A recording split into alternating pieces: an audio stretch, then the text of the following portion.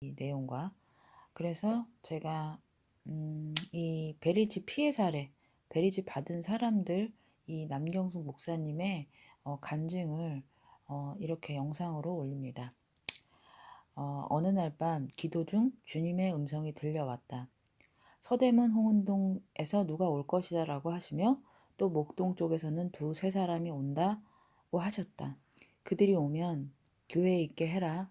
그들은 너의 간증에 도움이 될 것이다 라는 음성을 듣고 나는 너무도 궁금했다.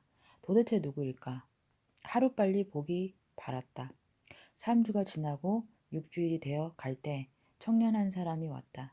처음 그의 얼굴을 보니 18살쯤 되어 보이는 앳된 모습이었다. 어디서 살아요? 라고 묻자 청년이 서대문 홍은동이라 했다. 나는 깜짝 놀랐다. 주님 말씀한 사람이 이 청년이구나 하며 몇 살인가요? 묻자 31살입니다. 라고 대답했다. 무슨 일해요? 직장은 다녀요? 아니요, 난 아무 일도 못해요. 내 몸에 칩이 들어 있어요. 무슨 말이에요? 어디서 맞았나요?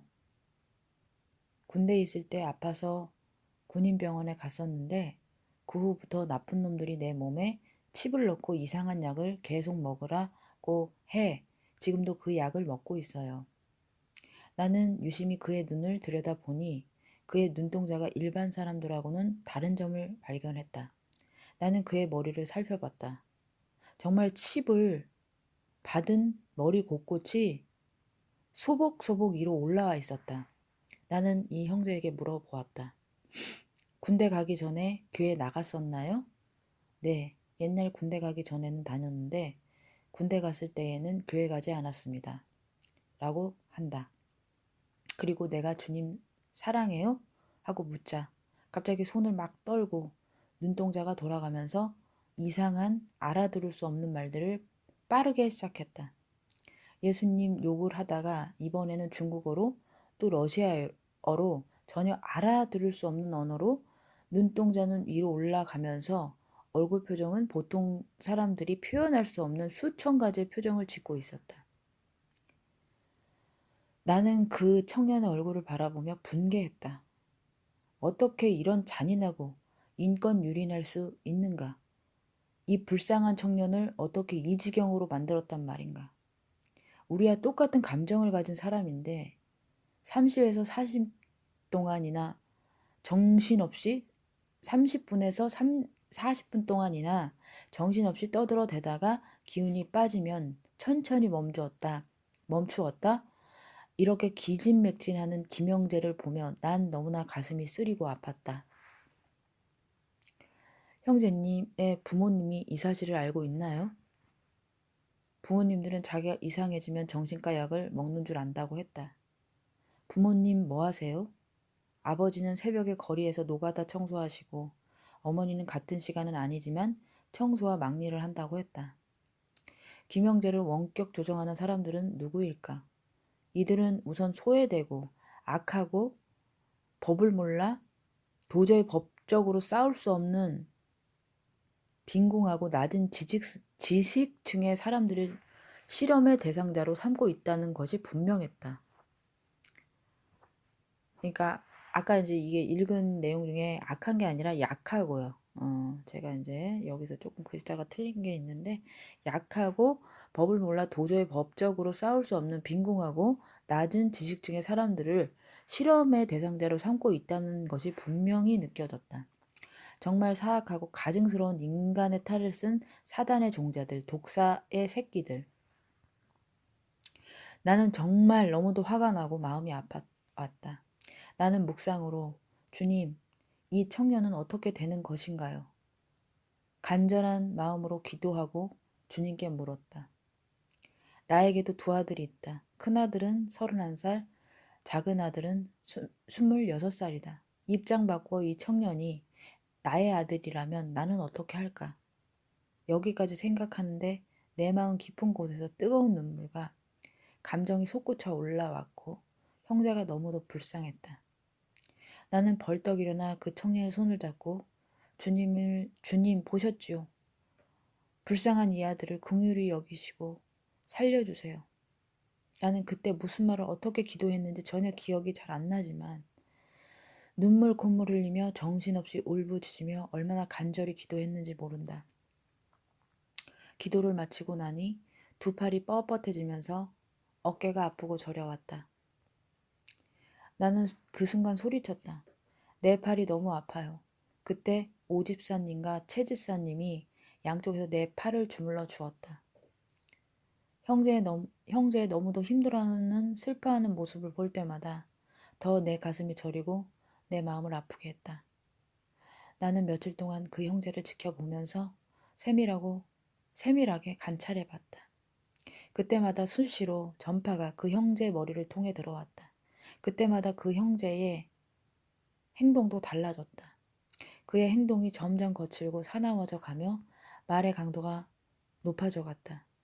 다음 날도 예배를 드리려고 하는데 또 전파가 들어오면서 김영재는 미친 듯이 소리를 질러대기 시작했다. 우리 모두는 꾹꾹 참고 예배를 드린 후 나는 내 스마트폰을 그 형제 말이 뒤로 갖다 댔다. 그런데 놀랍게도 전파가 힘 있게 나타나면서 몇 마디의 단어가 찍혔다. 당신 뭐야? 무얼 말하고 싶은지 말해봐. 했다. 나는 너무 놀라워 조용철 목사님 이것 좀 보세요. 그의 앞으로 내밀어 보였다. 목사님도 자기의 전화기를 형제의 머리에 갖다 대고 이리저리 움직이니 폰 화면에 단어가 찍히는데 다 욕설뿐이었다. 우리는 입을 다물지 못했다. 그리고 그 형제의 행동은 수시로 변했지만 가끔은 완전히 로봇처럼 움직였다. 어느 날 아침에 일찍 교회로 들어왔는데 김형제가 혼자 앉아 울고 있었다. 나는 놀라워하며 왜 여기서 혼자 울고 있니? 목사님 나 너무 힘들어 살고 싶지 않아요. 나는 그 순간 가슴이 너무 아팠다.